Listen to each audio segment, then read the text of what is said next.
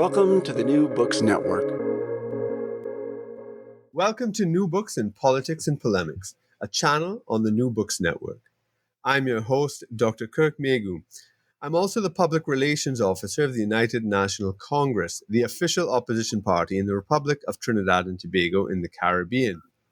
Today, my guest is Jytte Klausen, author of the book Western Jihadism, a 30-year history, published by Oxford University Press, out now in hardcover and Kindle, published this year in 2021.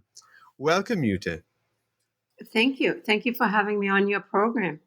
It's a pleasure. We like to start off our interviews by asking our authors to please let our audience know a little bit of, a little bit more background to yourself, and particularly in relation to the subject of this book. Can you do so? Yes, absolutely. So this book has been very long in the making. I began working, collecting the data that informs the book already back in 2006. And the impetus for this work was that at that time I had just published a book also with Oxford University Press, which also publishes this new book, about that was based on interviews with Muslim leaders in 6 European countries, people who had been elected to parliaments, who had been elected to national assemblies, to in leadership positions in large metropolitan city councils, etc., etc.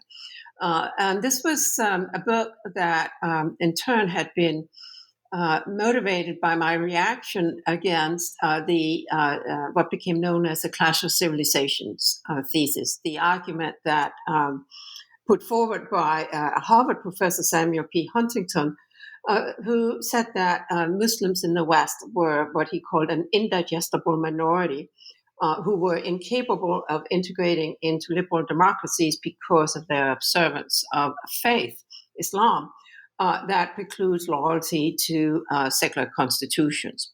So I thought this was a very peculiar argument when you consider that Muslims who have moved to Europe and North America in the last several decades have in one way or another chosen to do so.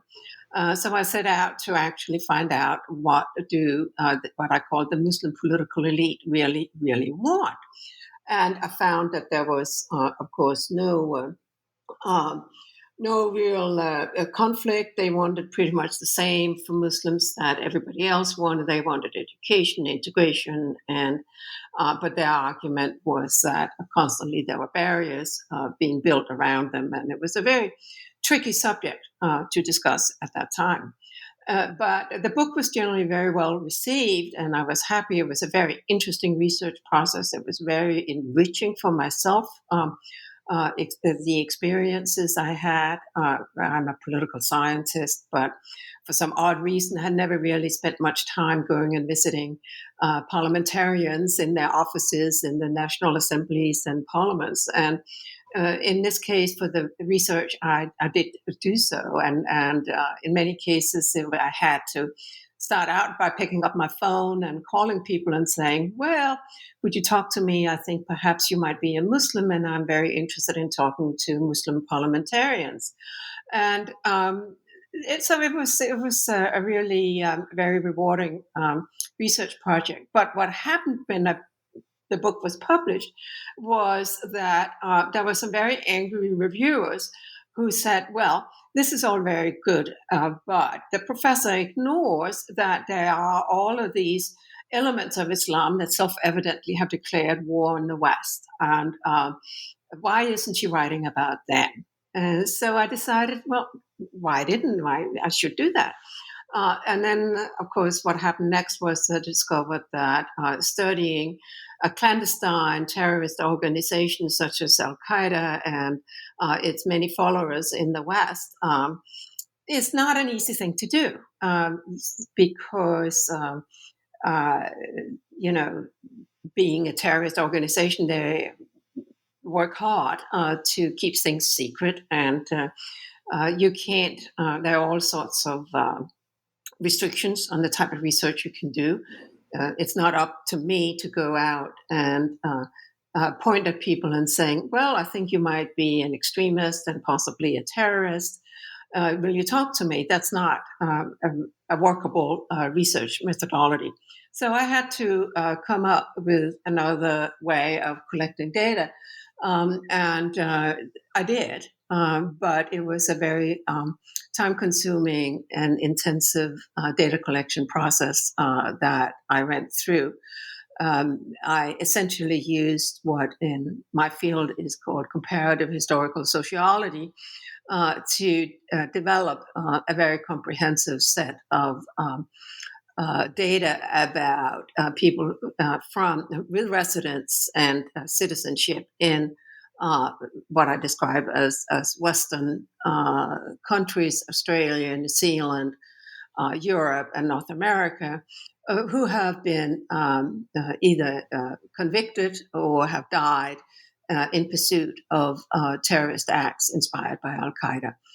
So I worked since 2006 on developing this data collection, and the book is a result of that research process. Wow, that's very interesting there.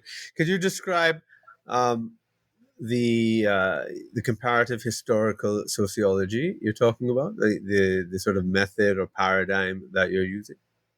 Yeah, so it's really a very common methodology in the field, in the sense that if you want to study insurrections or revolutions, you can go to the archives, and you can often collect massive amounts of microdata about arrests or events that are part of this movement that's developing, and then you can use these types of archival resources. If you develop a coding protocol, you can actually really depict in granular detail how a movement builds. And I upscaled that methodology to use a digital platform, and trained my students to use written sources, and these range from statements put out by organizations associated with the broader umbrella that encompasses Al Qaeda and later the Islamic State, and court documents, biographies written by people who, these things have always been posted online because people in this movement write what's known as martyrdom biographies. And so there's actually, once you start looking at it this way, there's quite a lot of material. But to harness that material, you need to have a very persistent and consistent methodology for encoding the information across different countries using the same ways of organizing the data, so you can later make analysis. So what I do is actually network analysis and statistical analysis, but every piece of information is in one way or another derived from an archival source. Okay, well, so a lot of it are, if I understand correctly, either people who have perhaps died or perished in terrorist activities. I mean, perpetrators who have terror, or might be in custody or something. Is that correct? Yeah, that's correct. And again, that goes back to the fact that I cannot myself go out and point to a person and say, well, I think that you are X, Y, and C. Mm-hmm. So I need to rely on some sort of external, either the person themselves will say, oh, I'm going to now travel to fight for the Nusra Front in Syria because I am committed to this cause, or else I need some sort of other external statement by a government or others to say that this person, so the United Nations Security Council for instance, has a protocol in place that has been in place since after the 1998 bombings of the U.S. embassies in Nairobi and Dar es Salaam, has a process in place for designating international terrorists. So some of the people that I write about have been on that list, for example. Well, so, and you say this is basically 10 years of such research that's gone into making this book. Is that correct? Yeah, 15 years of such. 15. Wow, Yeah. wow. Yeah. I mean, there's nothing that can come close to this type of meticulous research, is there? That would definitely make your work absolutely unique in that respect. Am I right?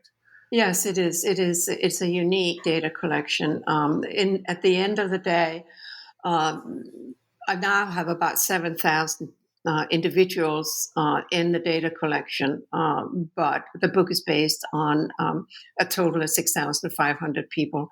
And so the inclusion criteria, as we call it here, is that these are people who are Westerners and who have declared themselves or acted on behalf of the global jihadist movement associated with either Al Qaeda or the Islamic State.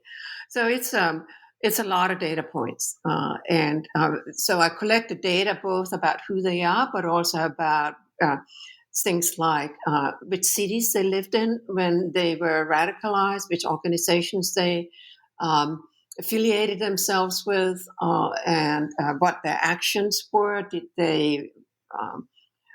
Did they travel abroad to go and fight for a foreign designated foreign terrorist organization, or did they do something at home? And I think one of the really surprising findings that come out of my book is that based on all of this evidence, it's quite clear that the first thing that most of the folks that I'm writing about want to do is actually to travel abroad and join a foreign terrorist organization.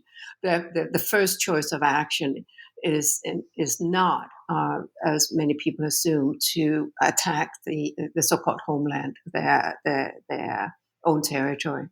Right, right. That's interesting. Well, there are two aspects we can look at there. One is, well, you focus on Westerners. I presume you mean um, persons living, Muslims living in the West, either who might have been there for a couple of generations or more, and also maybe people who have just moved there within their lifetimes, I suppose. And that is, so by Western jihadism, uh, what you use in the title, is that what, is that the definition of it? Or how would you define Western jihadism? Well, so you have defined Western, which is, in some regards, a complicated term but I can't study everybody. I was dependent on uh, using sources that I could access and languages I could read. So I've had over 80 students working for me over the years, and many of my students come from other countries. So we have actually covered all the relevant languages pretty much. But from Arabic to Urdu to French and German and Italian, Spanish, etc., and the Scandinavian languages, of course, German, etc. That part was practically necessary for me to create some boundaries, but I was also intellectually interested in understanding the motivations and the scope of the what I call the Western branch of this global movement, because there's, of course, at the core of that, a sort of essential question that always comes up again and again, which is why do Westerners who have the opportunity to act within, become activists and push their course within the democratic framework that is available for activism, why do they choose to embrace terrorism? So that's part of the question that I answer. Okay, right. So I mean, it was perhaps even more of a sort of methodological reason than a ideological or philosophical or theoretical reason. Is that correct? I don't make any assumptions about what motivates, people who joined the Nigerian Boko Haram. Mm-hmm. I don't know that you can extend and extrapolate from my findings outside this parameter that I'm describing about that's based on freedom of choice. And, we know that the recruitment mechanisms that, for instance, Al-Shabaab in Somalia and Boko Haram in Nigeria rely on includes certain, induction. They kidnap young boys and girls and takes child soldiers, but there's also money involved.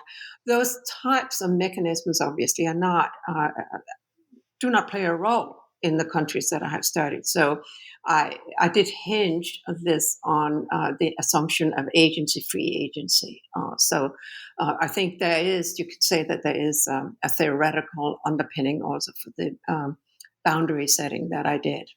Okay, all right, that's interesting. Yeah, because one of the things you mentioned, I mean, I want to get into the more general aspects of it, but specifically, you mentioned something already that what you found is that many of these recruits who live in the West want to go to Syria or wherever the front may be of fighting rather than attack the UK or America or wherever it is they live. That's interesting. And for me, I have to say there's a bit of I'm interested in that because I myself was born in the United States, raised in Canada, and so I'm a kind of. But my parents were immigrants there, but I decided to leave, for various reasons, and and partly because I did have feelings of alienation and so forth, and I am very interested in that with respect to these people. I could probably see. So I don't know if you explored issues like that it's is perhaps a sort of misdirected, if you want to put it that way, but some sort of response to some sort of misdirected response to their prospect of integration or something. Is that something that, first of all, it sounds like it's something that contradicted perhaps what other people thought. So your research has uncovered this, that people want to go back, and then I mean, so and have you explored, maybe, the reasons and thinking behind that? I think that would be very interesting. The book is really comprised of very different chapters that each tell sort of different stories. And now we have talked a lot about the data that I have collected, but I also have more. I have a chapter, for instance, that based on a discussion I had with a former Guantanamo Bay detainee who was a Danish Algerian. I met him in Copenhagen. I am, for benefit of your listeners, originally from Denmark myself. And so I was interested in talking to him about his motivations and he scoffed at the idea that discrimination or alienation had pushed him to do what he did. He was very adamant that for him, one day as he was a young teenager, he had been struck by a vision. And the vision was that he would dedicate his life to fight for Allah.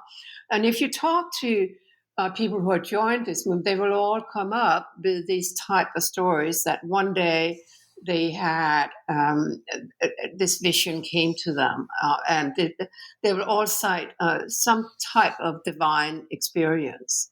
Now, I'm a social scientist. I don't believe in divine experiences. So, in my case, I need to ask questions about what put this individual into a situation where he becomes receptive to this idea. But more broadly, it's quite clearly the case from my research that when people join up, they join because they're excited. They want to. They have a sense of purpose.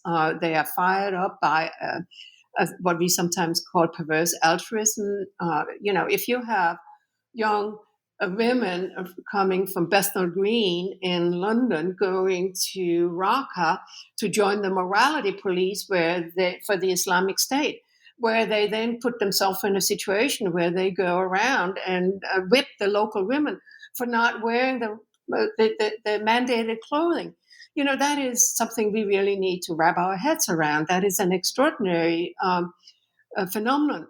And this is a true story. This really did happen. But it's clearly the case that the Westerners who join up are revolutionaries.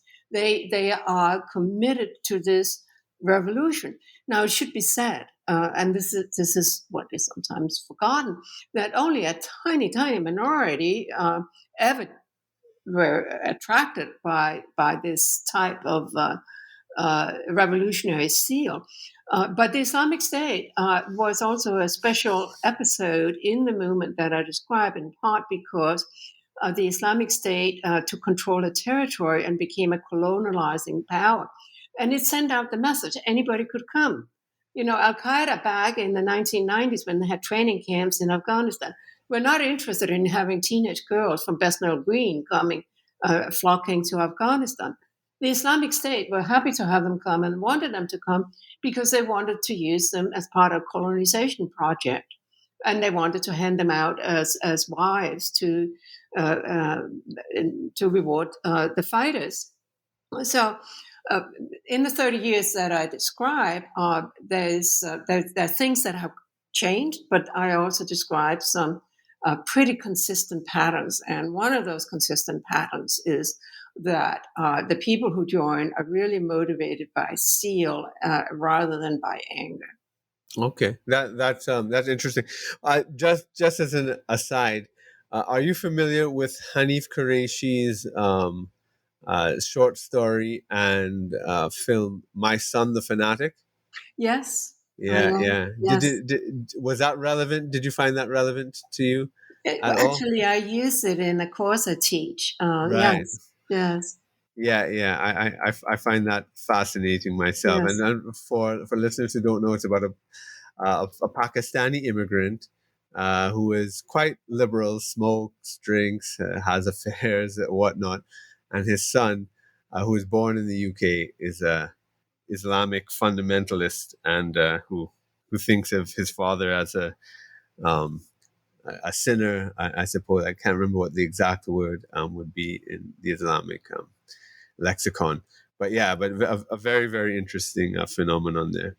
But yeah, so let me ask you, in terms of your book, um, what is the argument that you've come up with after looking at all this data and analyzing it, that, and particularly that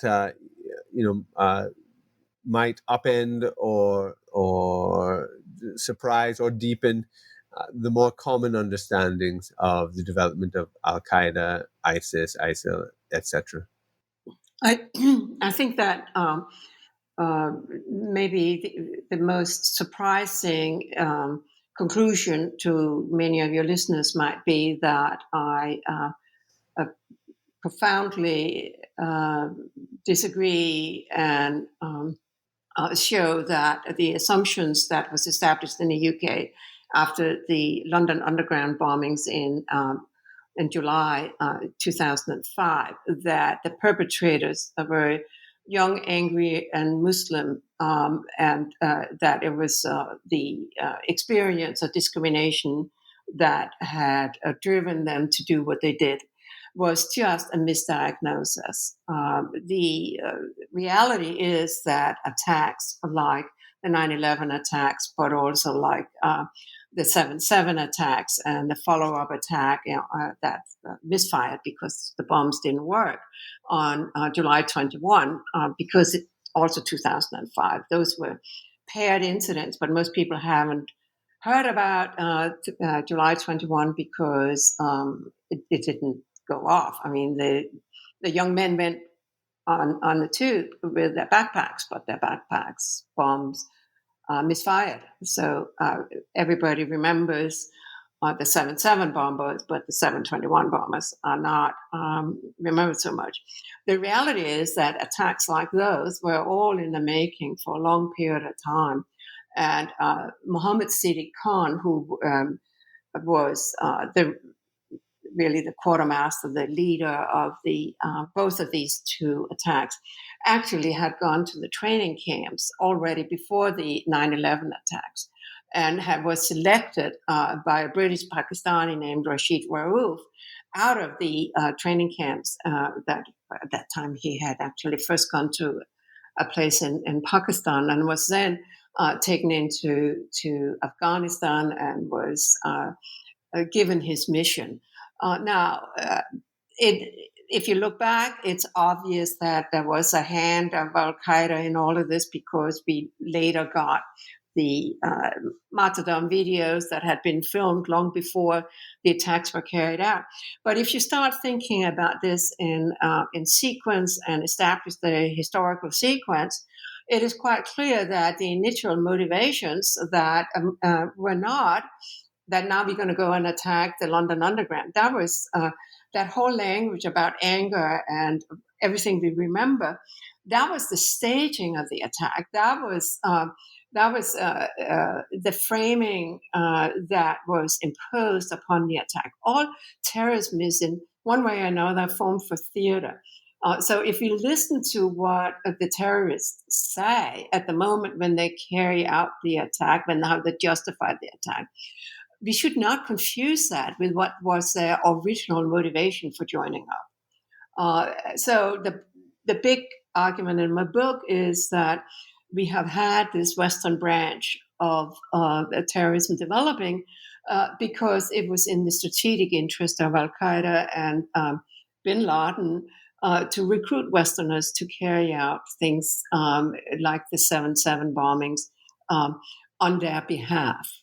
And that it was this strategic effort really developed very early on. I show some datelines. Bin Laden started recruiting Westerners with passports already in 1998, and his assistant Khalil Sheikh Mohammed, we have it in their own words that it was very important for Al Qaeda to recruit people with Western passports, both for the symbolic impact of having somebody like Siddiq Khan speaking in English with a dialect, etc., describing the purpose as we are young and angry, and this is your punishment, you in the West, for what you're doing to Islam and to Muslims. That was a propaganda coup, but that argument that was put into the propaganda, that's not actually what motivates people to join up in the first place. What motivates people to join up in the first place is the idea that they can join up to this mission that's larger than themselves, that they can go. In some cases, it's as simple as just wanting to be, swaggering around and have a gun and control others. And so I compare the recruitment mechanism actually in some cases to the way people are recruited into gangs. The similarities are sometimes striking. Right. And I mean, you were talking about the young girls, so forth. I've seen ISIS, I think it was ISIS recruiting videos with I think young girls eating pizza and stuff like that. I'm sure you would be aware of what I'm talking about, to make it seem how great it would be to be, living in, I suppose, in the caliphate to be, or the emerging caliphate, or however. Yeah, and that, yeah, the recruiting effort. So I guess it's, to get to the argument again. So basically, if I understand it correctly, what you're saying is that the argument that these attacks in Western countries are based on, let's say, they put it in the civil rights discourse. So discrimination, alienation, and these are local persons who are aggrieved with the process of integration or equality or whatnot. And if I understand you correctly, you're saying, no, this is actually um, uh, dictated from outside. It is clearly Al Qaeda and perhaps later ISIS, but these global jihadist forces that are organizing these individuals who, um, well, from your argument, it's not that it has really nothing to do so much with alienation as opposed to ideological, religious zeal. Is that correct? That's correct. I mean, so if you think about it, we now have a few instances of people who come from multi-generational families that have been involved. We saw that in the case of some of the people coming from Brussels who were responsible for the November shooting attack in Paris. But this is really the exception. The people we have seen from the West who are joined up, they are rebelling both against their families and they're rebelling against they're changing themselves into this avatar for the global jihad. And there's, I think it's important to recognize that people who are upset about the way Muslims' lives are lived and think that Islamophobia has been a serious hindrance to the efforts on the part of Western Muslims to live their lives fully. They don't reach for terrorism. They become political activists. They join groups and they stand for election and find other things to do. They start writing novels or make movies or do other things. So we're talking about a very different phenomenon, and I think it's just really a disservice to our own understanding of what we are dealing with if we conflate the Western branches of the globalized jihadist movement with anger against an opposition to the way the West characterizes Muslims. That's very interesting. I think that's a very important point. Yes, that the response to any sort of civil rights or Islamophobia or whatnot does not automatically go to terrorism, that you want to blow things up. But just like with most other human beings, it's political activism and whatnot, cultural activism, etc. That I think that's an excellent that's an excellent point. Uh, so how did your research lead you to that conclusion, particularly with all that data you've gathered? Well, so I have most of the book is about the global picture, how the Westerners fit in. Right. The cover of the book looks like an airline route map. There are lines there that tie little dots in North America and Western Europe and Australia in with all the global hotspots in Somalia, in Afghanistan, and elsewhere, particularly, obviously, in Iraq and Syria. So this route map is actually developed based on data that I have coded of communication acts between the 6,500 Westerners in the database and um, uh, their counterparts, where they had traveled, who they had talked to. And the depiction is a sort of very visual image of the global integration of the Western movements with the rest. And one of the important things to remember is that the jihadist movement, and I call them the jihadists, which is a somewhat controversial term, uh, in part because I regard this as of a religiously inspired revolutionary movement that has taken certain parts of the Quran and certain parts of the history of Islam and twisted it into a historical theory of the world, but also the future. They believe in this coming apocalypse where all the saved souls will fight against people like you and I, and with divine intervention will take over the world. And they really do believe in this apocalypse in a big way. That chapter I have in the book with my conversation with the Danish Algerian who had at one point in time ended up in Guantanamo Bay, really highlights how this thinking is very, very real for the people who join up.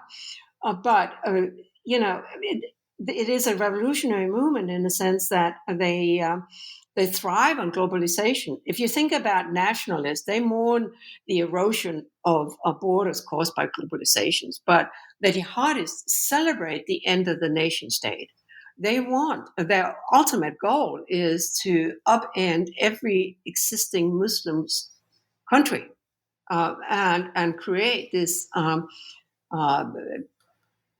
utopia that many people would call it dystopia, where there is no state and divine law in there, as they interpret it, will control what they describe as Muslim lands. And that revolution they see starting out of the core territory and that they describe as the Khorasan, which is a territory that sort of broadly covers parts of Afghanistan, parts of Iran, and stretches into what is also Syria and Iraq. So this sort of symbolic heartland from where the revolution is going to spread is very important in their thinking.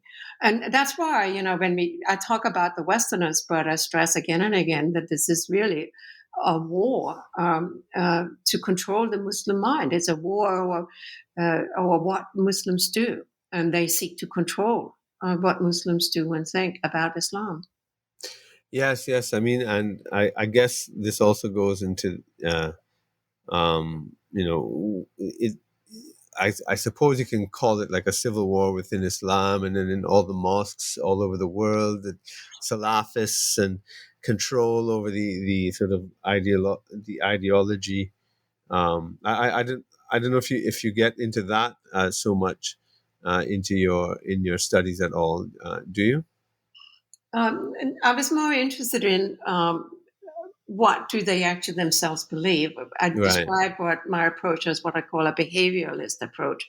So I do talk about what the so-called public intellectuals of jihad say, and how they see this forward strategy and their disagreements.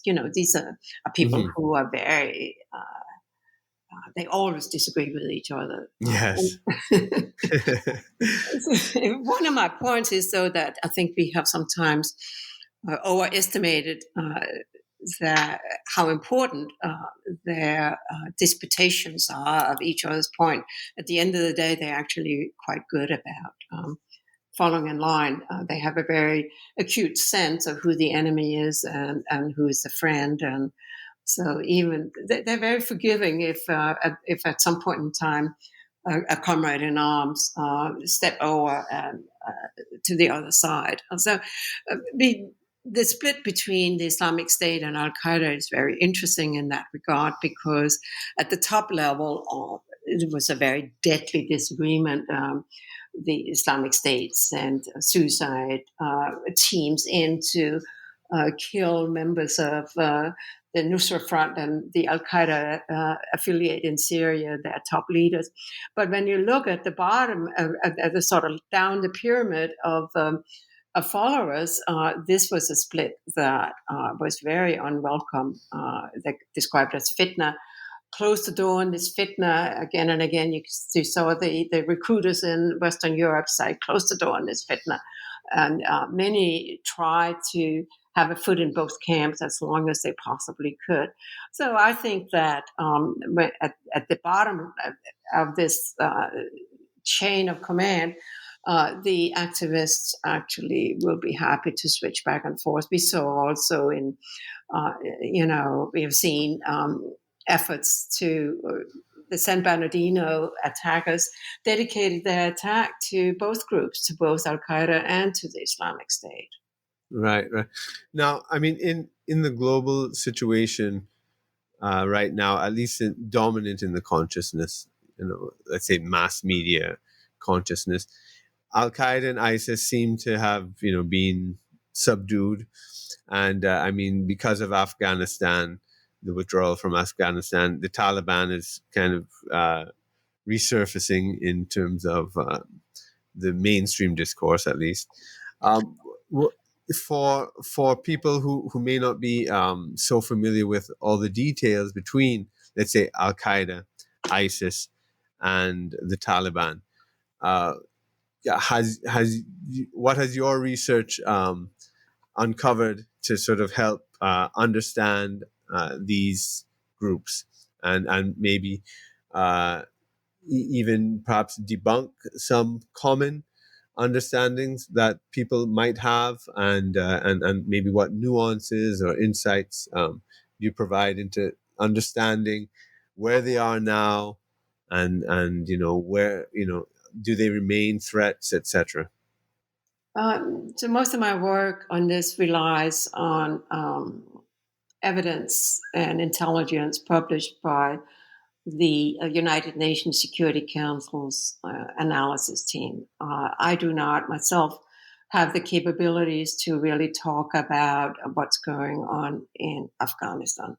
But what I will say in this context is that we know that already 2 years ago, Ayman al-Zawahiri had a personal meeting with the new generation leading the Haqqani network. The Haqqani network is a mix of a jihadist organization and a crime cartel that makes a lot of money off drug trades, international drug trade. And it's mostly based in northwest Pakistan, but it's also based in Afghanistan. And the Haqqani network is part of the broader umbrella that is what we call the Taliban. The Taliban is not a uniform organization. It's a coalition of warlords. Mm-hmm. And the Haqqani network has always been very hospitable to Al-Qaeda. And according to the United Nations Security Council's analysis team, already by the time that peace was being made in Doha with the Taliban and the negotiations that led to the situation the withdrawal and the situation that we are faced with now in Afghanistan, Al-Qaeda already had safe haven in 15 of the Afghan provinces. So, yes, Al-Qaeda is back. Al-Qaeda is lying low in Afghanistan, but has found a new safe haven. It would be incredibly naive for anybody to believe that the Taliban would kick them out. We see now references in the press to promises made by the Taliban as part of these negotiations in Doha to not allow a home to Al-Qaeda. But even there were no so promises made. That is not accurate. The Taliban is ideologically not able to disavow the jihadists. The Taliban is a different type of organization than the globalist jihadists. Right. They are focused on taking control of Afghanistan, and they have many disagreements among themselves. But they first want to impose religious law in their understanding of it on Afghanistan. But they cannot actually disavow the comrades in this other branch of the Salafist-jihadist movement, and will not do so. So we are faced with a very difficult situation. It is the case, I believe, that under Ayman al-Zawahiri's leadership in the last 5 years, a decision was made not to attack the United States and let the Islamic State take care of attacking Europe. And this was a tactical decision that Al-Qaeda has made in order to consolidate its organization and protect as its troops as much as it could against retribution from the United States. Meanwhile, there have been a drone campaign actually against many of the leaders of Al-Qaeda. There are not very many people left of the first generation. Basically, it's Ayman al-Zawahiri and somebody named Saif al-Adel, who for a period of time was believed to be based in northern Syria, but now probably is in Iraq. In Iran, but nobody really knows for sure where he actually is. But in any case, there is a new cadre of leaders in Al-Qaeda of really experienced and men who have joined as part of during the Syrian civil war. So Al Qaeda is in stronger and bigger shape today than it ever was. The question is, what will happen to the Western branches? And they are also pretty much lying low right now. So we don't know. You make a prediction now, but the one thing I will argue about the future is that the next wave of terrorist attacks is already being planned right now. When we look at Al Qaeda's history, planning takes place. I describe in my book terrorist attacks are a little like stars. They are formed long before you see them. And Right. I believe that we need to worry very much about the next 5 years. So, in terms of understanding these three groups, tell me if my understanding would be was kind of accurate. Taliban is kind of like a Pashtun ethnic warlord organization, so Afghanistan, Pakistan area, and although but it shares the Salafist jihadist ideology, so it is, accommodating to ISIS, Al Qaeda. ISIS too is probably a bit more broad-minded than the Taliban, but they're still very much focused on the Levant, what we call the Middle East, and so forth, and actually establishing. Whereas Al Qaeda is more the kind of globalist, I don't know what you want to call the vanguardist movement, and kind of coordinating global Muslims for jihad. Is that a accurate way of kind of differentiating the three? Yes, I think you did very well there in summarizing that. So, one thing that we know a lot more about bin Laden's thinking now because of all the archival material that has come out of the hoard taken from his house in Abbottabad.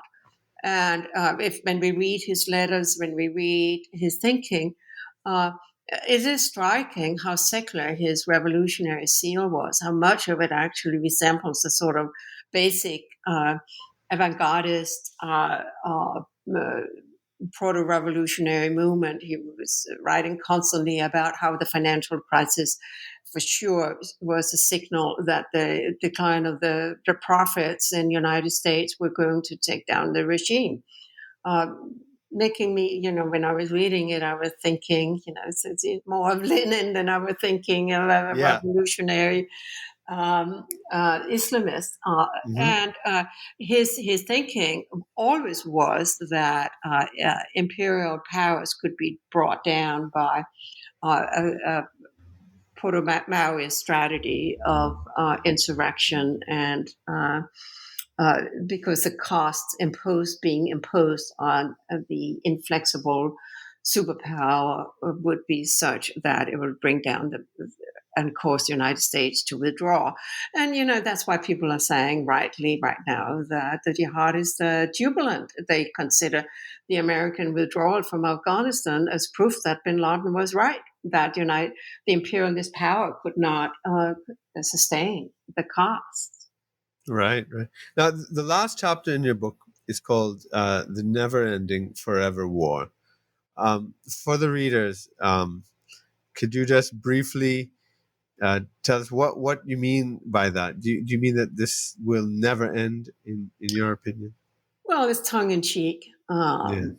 but yes, I think that there has been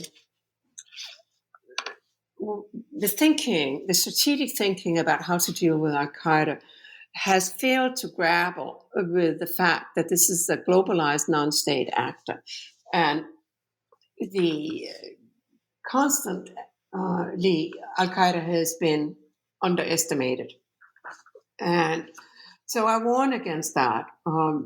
We know already that there are organizations in Africa and Asia that are associated broadly with Al Qaeda.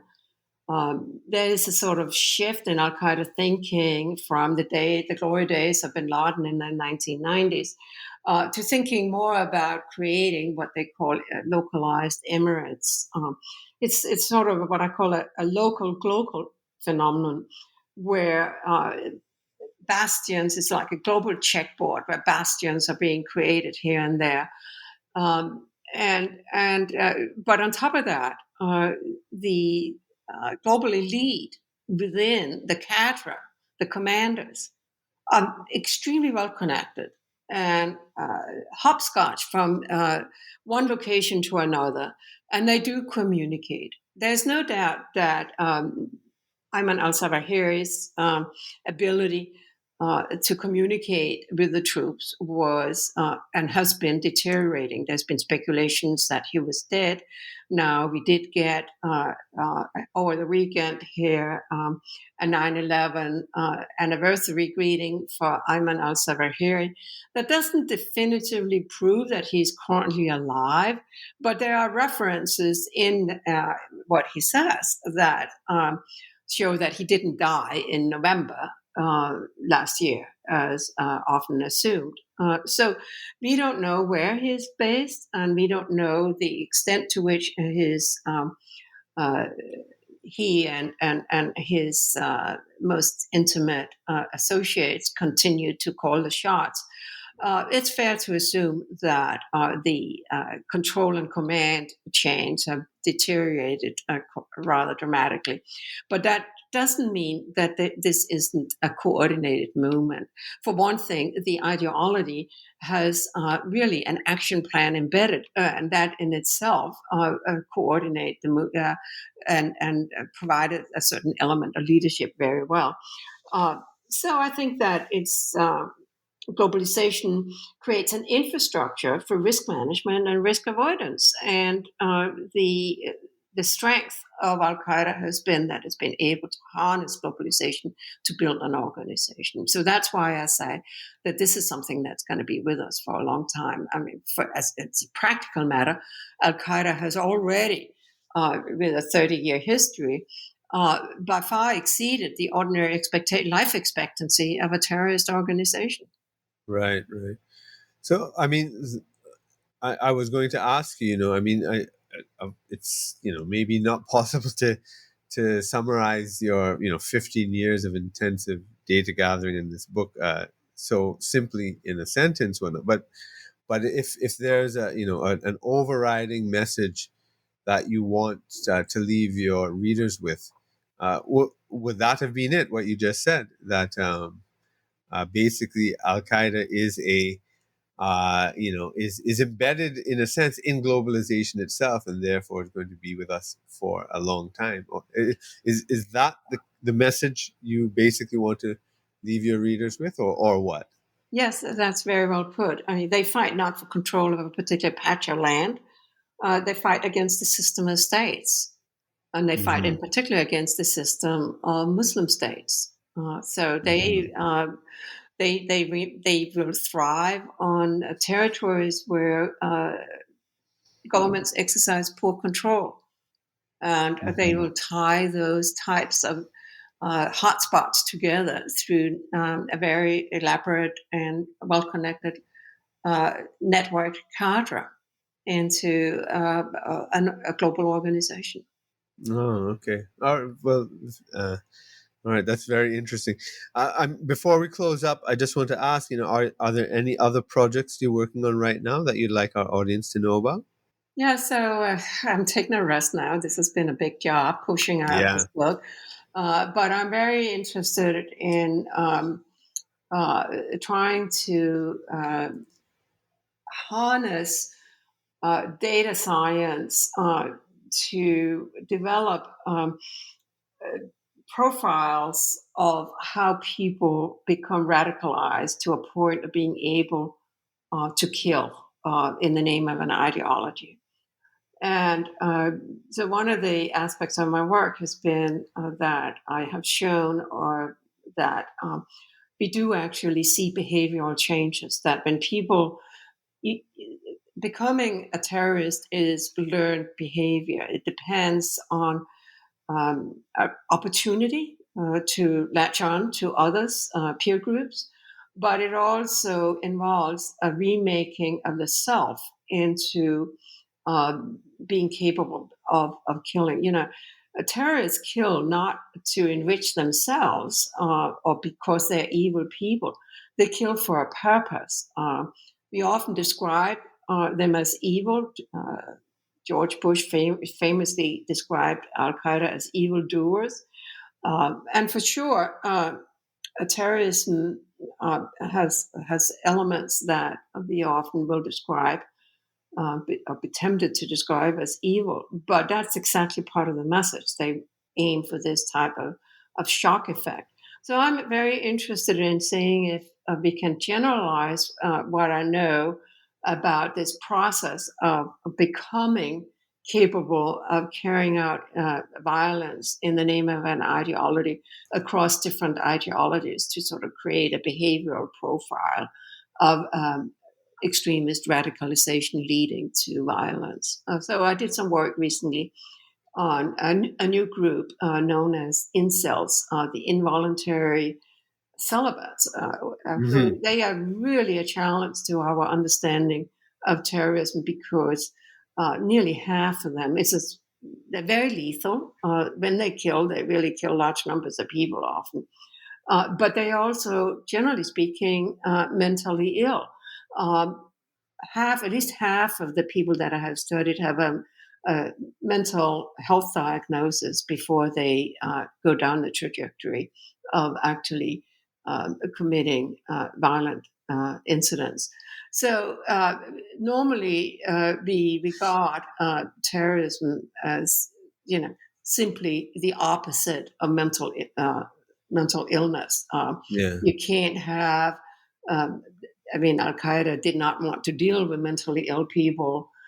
So we are looking at a sort of weird diffusion of violent extremism that we don't know quite how to characterize. So that's what I'm interested in working on. Wow, that's very interesting. I look forward to that. Thank you.